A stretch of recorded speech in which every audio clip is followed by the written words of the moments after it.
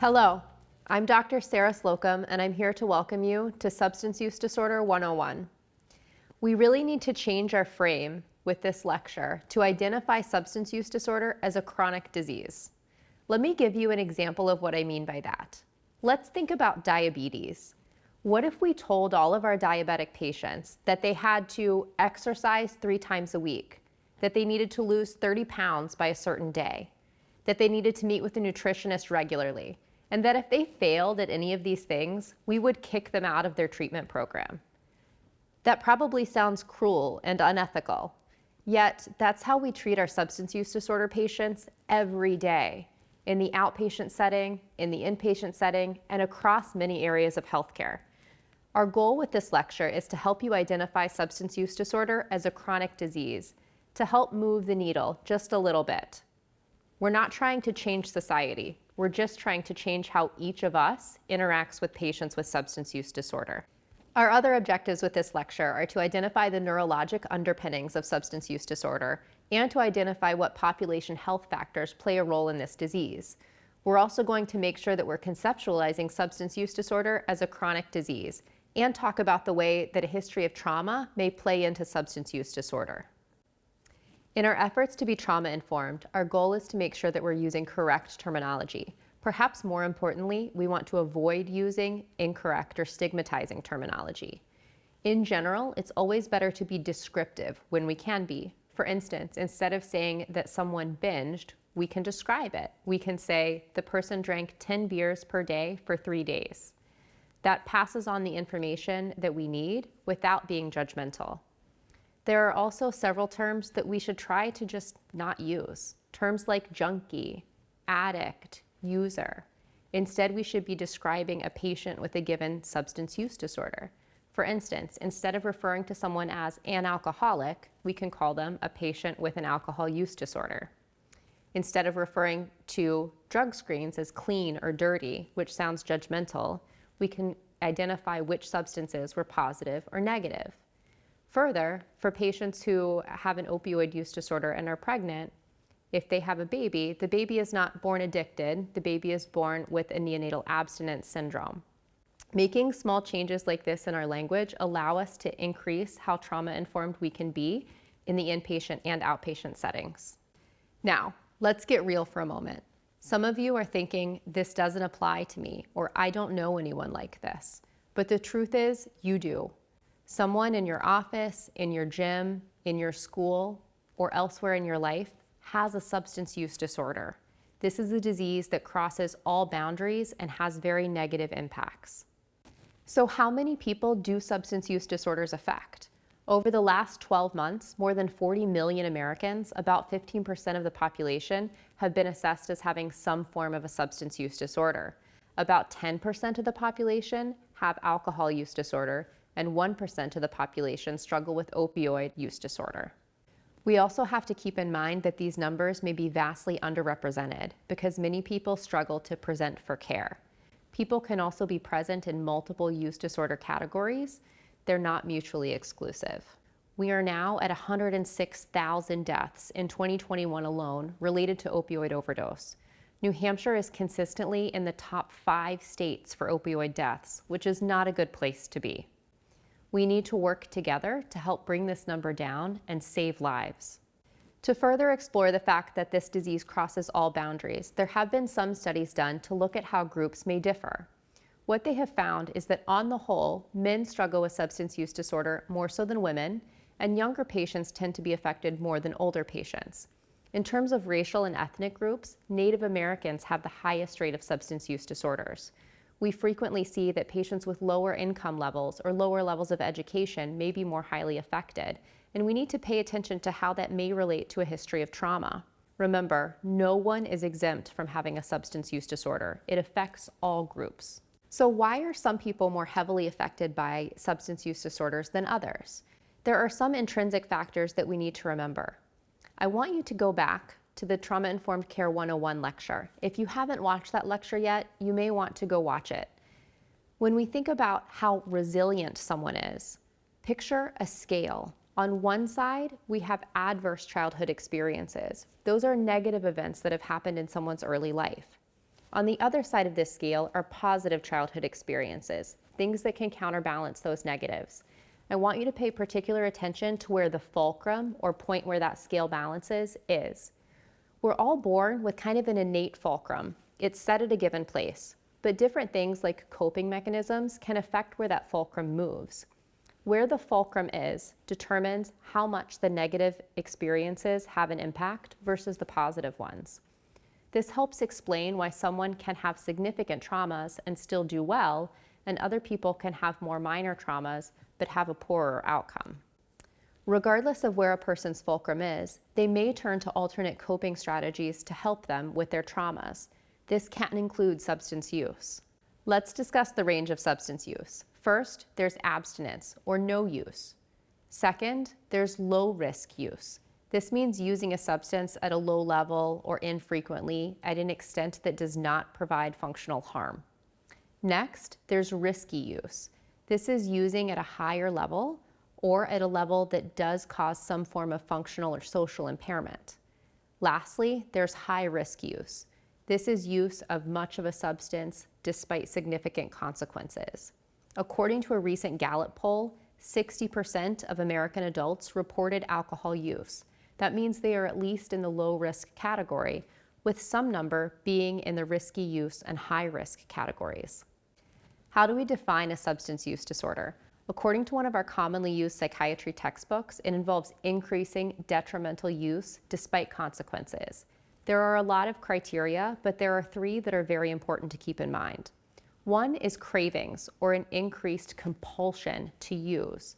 The second is tolerance, meaning that someone needs more of a substance to achieve the same level of effect. The third is withdrawal, meaning that someone can have medical complications when they're coming off of a substance. There are a lot more criteria to think about, but in general, the more criteria someone has, the more severe their disorder, and the harder it's going to be for them to get into recovery. Let's shift gears to look at what's happening internally, the neurobiology of what happens in addiction in the brain.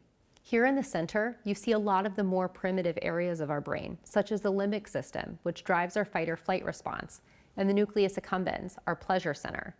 If these systems had their way all the time, we would eat and fight, etc. It would kind of look like a rundown of the 7 deadly sins.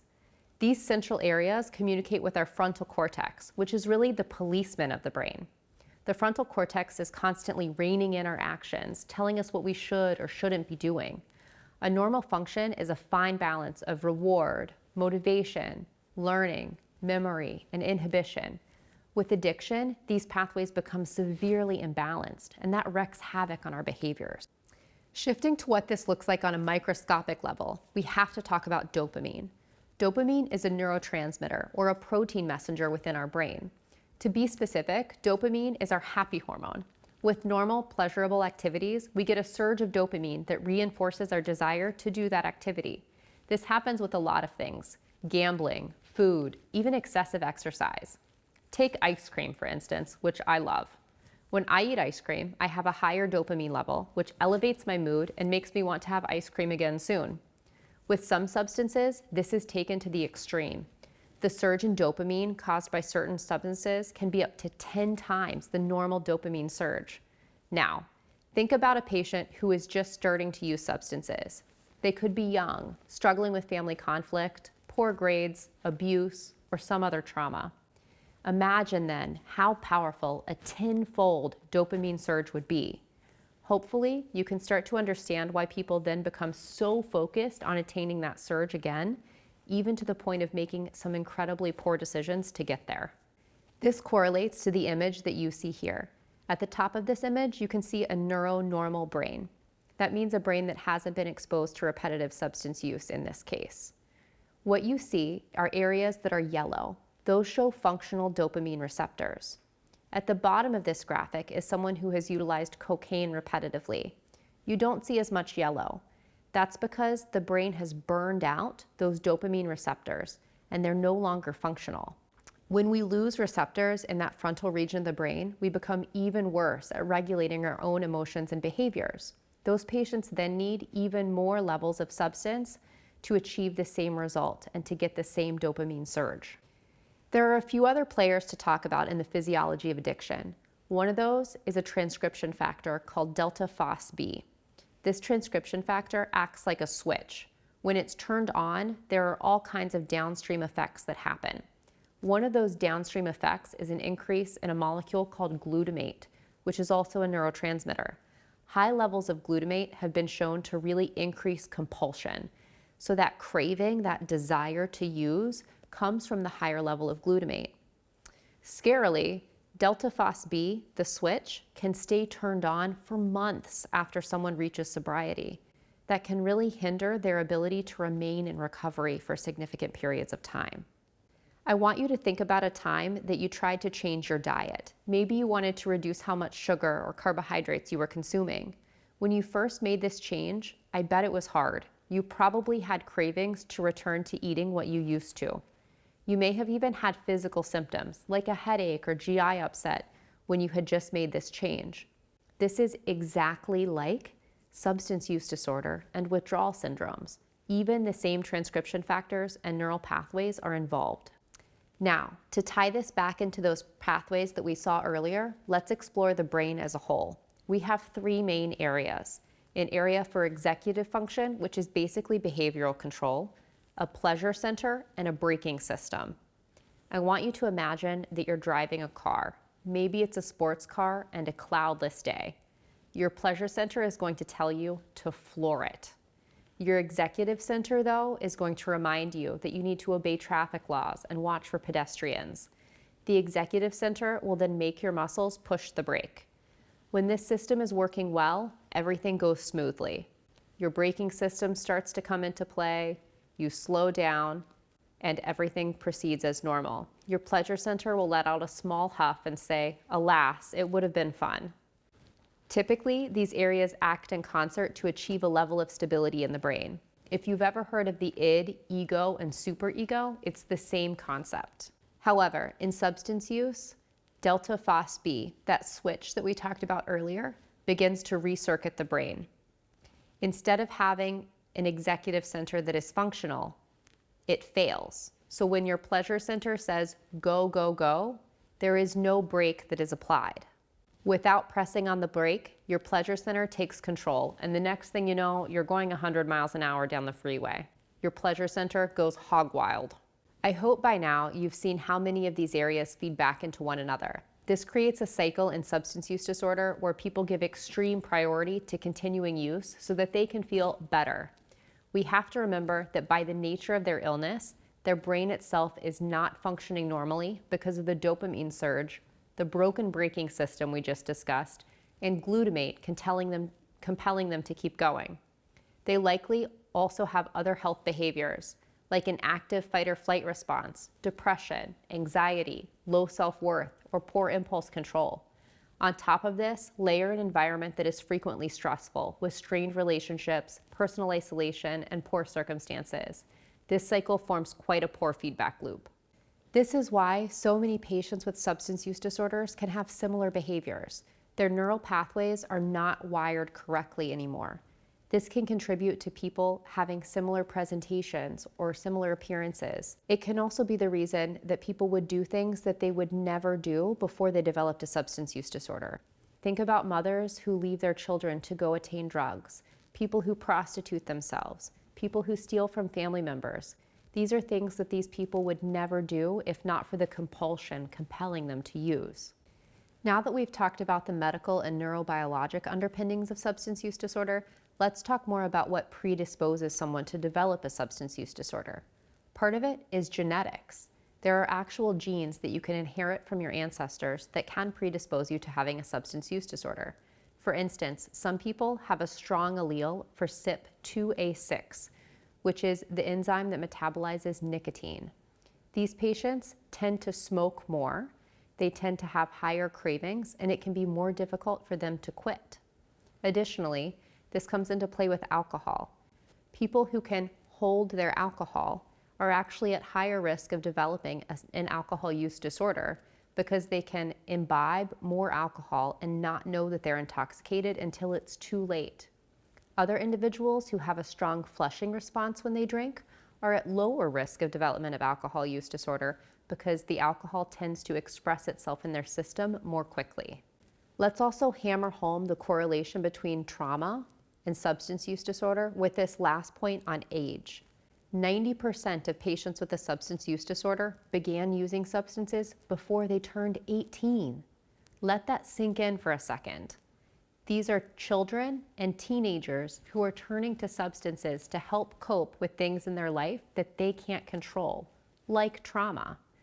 This further cements that relationship between trauma and substance use later on in adulthood. There are also psychological factors that come into play with the development of a substance use disorder. Things like poor parental modeling, the temperament of the person, academic failure, or low expectations. There are environmental factors which can influence substance use. Things like access. We really can't underestimate this. If you don't have access to something, it's impossible to use it. The more access that we have, the higher chance that you're going to use something. That's important to keep in mind. Other things like parental use plays a role. Someone who has parents that use something frequently are more likely to see that as a positive thing. Any type of parent-child conflict can also increase someone's chances of developing a use disorder. And we can't forget peers. What our peers do influences what we do. In today's world, we also have to worry about advertising.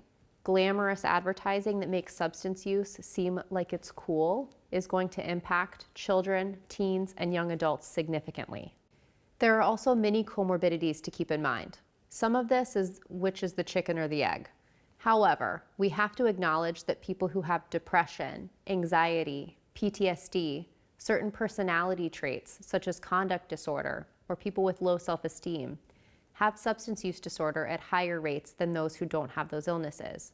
We don't yet know the direction of this relationship, whether the psychiatric illness increases the chance for developing a substance use disorder or vice versa. But what we do know is that a lot of people struggle with both a psychiatric condition and a substance use disorder, and they both need treatment. I hope that after this, you can recognize substance use disorder as just another chronic illness. It has elements of genetics, environmental factors, and contributions of voluntary behavior.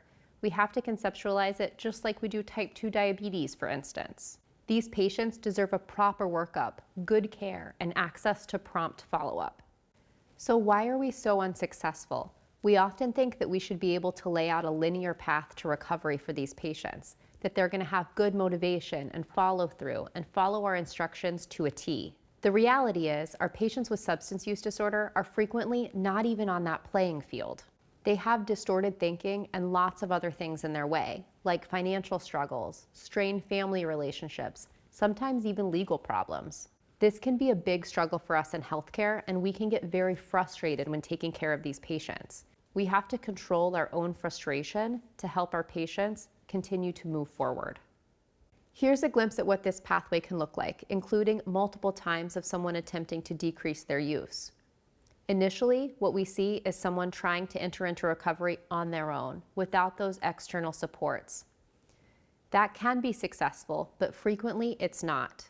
Eventually, someone turns to those community supports, or maybe they even seek help at the hospital. People can have success with that, but typically return to use multiple times over a series of years. Eventually, people can enter into an early phase of recovery, where they remain engaged with those community resources, or maybe continue on a medication that was prescribed. Once someone hits sustained recovery, their risk of returning to use drops down to 15%.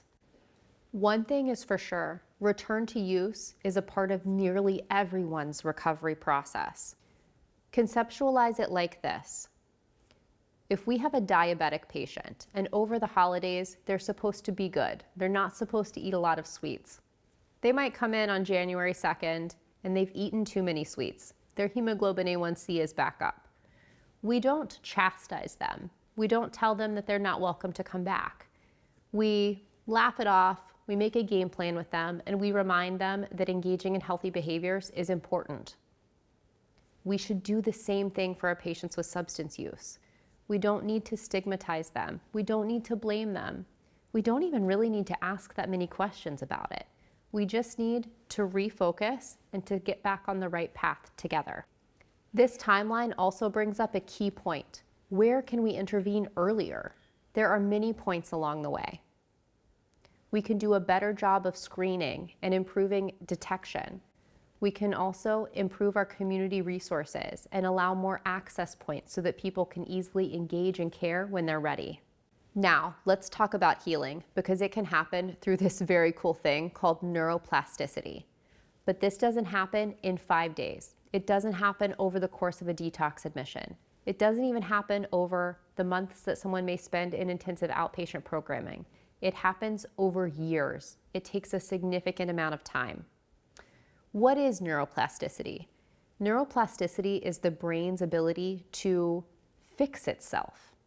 Whether that is growing new neurons or establishing new connections, the brain has an amazing ability to heal. One of the most intricate processes that can happen is called cortical remapping, where the brain basically comes up with an entirely new roadmap for how to function and what processes need to take place. With healing, the roadmap can shift from a dysfunctional brain to one that has a new braking system and a functioning executive center. This allows patients to take back control of their own behaviors and to help start going down a different path besides the ones that led to the substance use disorder. Just like the body can heal itself from a broken bone or a laceration, the body can heal from substance use disorder as well. The brain can too. So how does the brain do this? Honestly, a lot of it is still a mystery. But what we do know is that things like behavioral therapy, sometimes medications, time, and sobriety can allow this process to take place. We have to remember, substance use disorder is not a disease of the character. It's a medical illness, a chronic illness, just like so many others that we treat. We've established that it's a long road to recovery and that we as clinicians can get frustrated along the way. So what can we be doing to help our patients in the meantime? The answer is harm reduction. Harm reduction are real-world, person-centered strategies to help reduce the risk of negative outcomes from things like substance use. Just like we use statins to reduce someone's risk of a future coronary event, we can use harm reduction to reduce the consequences of substance use. Like many other things, harm reduction is a spectrum. It runs all the way from encouraging abstinence or no use to managed use, which literally means providing the patient with the substance and monitoring them in an observed setting to make sure things go okay. There are a couple of general rules of harm reduction. Here are some of them. We should never drive after use. We should try to stagger use, meaning that you use a lower amount over a longer period of time instead of a high amount in a short period of time. Drugs should not be combined. They tend to have higher levels of consequences when you do so. Also, the route by which someone uses can be important. Oral routes tend to be safer, all the way down to intravenous routes, which can be the most damaging. In the real world, harm reduction has been quite controversial. A lot of that is because of stigma. We have to remember that substance use disorder is a chronic disease, just like any other. Harm reduction are basically lifestyle modifications that allow us to impact the overall disease trajectory. We're going to talk about a lot of different ways to do harm reduction. One of them is needle exchange. This is pretty self-explanatory. It's where someone comes in and they exchange their used or dirty needles for clean ones. The donation facility is then able to dispose of those needles in a proper manner. This can lead to lower rates of HIV or hepatitis C in the community, which is important because that lowers the overall burden on the healthcare system as a whole. The other step in harm reduction is sterile injection technique demonstrations. This allows people who are trained in sterile injections to engage with patients and show them how to inject in a sterile manner. Again, this decreases the risk of infections, both bacterial or bloodborne pathogen infections in the community, and reduces overall burden. A third measure of harm reduction is PrEP, or pre-exposure prophylaxis. We use this in patients who are at risk of contracting HIV, and it involves giving only 1 or 2 agents to someone who doesn't yet have HIV to prevent them from contracting the disease. This is becoming a widely utilized and accepted measure of harm reduction across the United States. Next, we have naloxone kits. Here at Exeter Health, we're already dispensing naloxone kits in our ED. And naloxone is a medication that can save lives for someone who is overdosing on opioids. Naloxone acts to reverse the action of those opioids and can literally bring someone back awake in seconds. We're very excited too because this medication is soon going to be available over the counter. You can buy it at Walgreens or hopefully at Hannaford's. That will allow you as a clinician, as a healthcare worker, to keep this medication on hand in your car or at your house. And if you're ever on site and there is an emergency, you'll be able to utilize that medication to help someone. It also allows families to have that medication in their own home to rescue a loved one or a friend. Next, there are things like fentanyl test strips. Did you know that a lot of drugs now are contaminated with other substances? Things like fentanyl. Fentanyl is a very powerful opioid that is responsible for a lot of overdose deaths. Fentanyl test strips are very simple. They're little things that you can use. You just submerge them in a sample of your drug, and they'll light up as positive if fentanyl is present. This allows that person to then avoid using that substance and lowers their risk of overdose. Next, there are overdose prevention centers. These are really centers of managed use. They're open for set time periods, and they allow patients to go there to safely utilize drugs in a monitored setting, so that if there is an overdose or other negative outcome, center workers can call for EMS assistance and connect that person to care in the moment. Right now, these overdose prevention centers are more common in Europe, but there are 2 that are currently functional in New York City.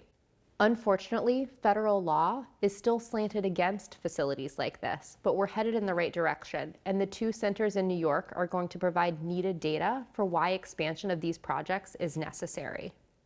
Lastly, we can't forget peer support. You may remember from our trauma-informed care lecture, but peer support is bringing in persons with lived experiences to help connect with our patients, sometimes in a way that we cannot. Peer support allows patients to feel heard and a connection with someone that has been through something similar. That connection forges bonds that can help reduce the trauma impact on that patient and improve their chance for engagement in recovery. You'll hear more about peer support in our dedicated SOS, or Strength Over Stigma lecture, coming at a later date.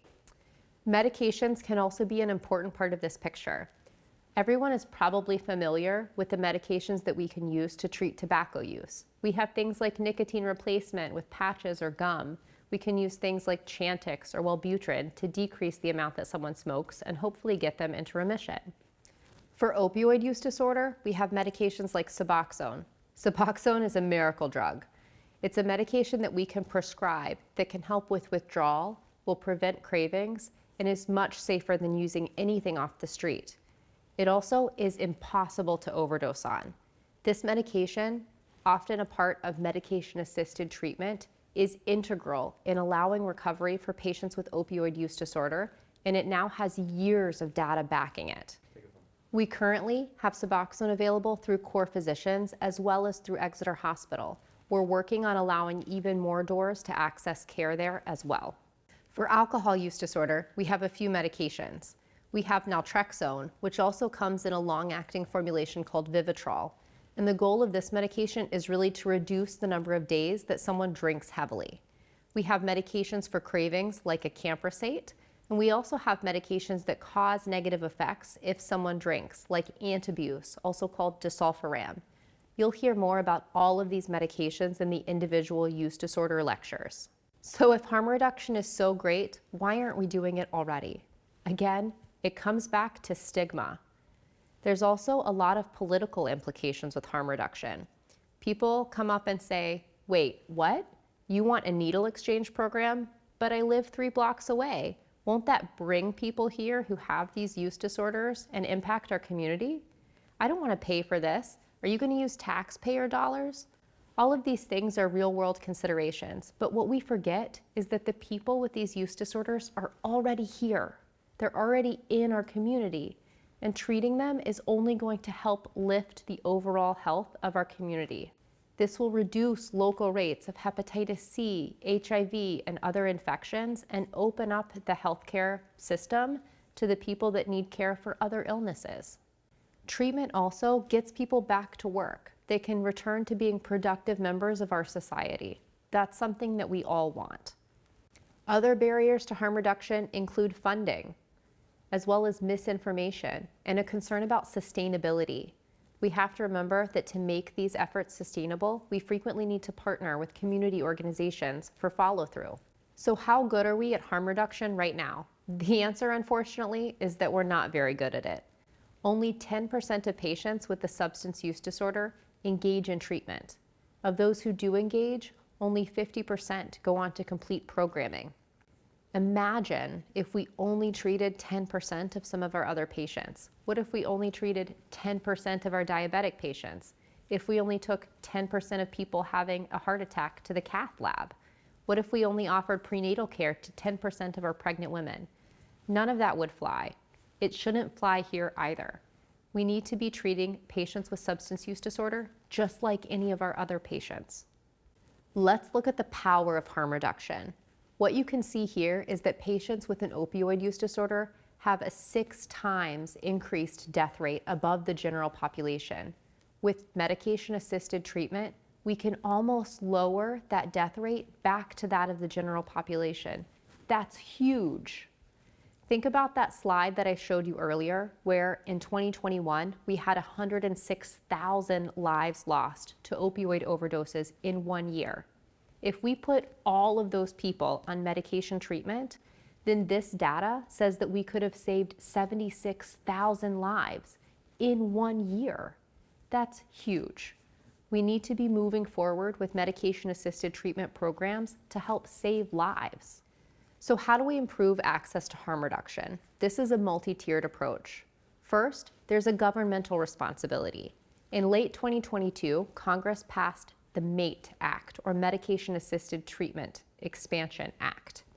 This act allows any prescriber with a DEA license to prescribe Suboxone or buprenorphine, that medication that we talked about saving so many lives. We hope to expand our ability to provide buprenorphine within core physicians and Exeter Hospital.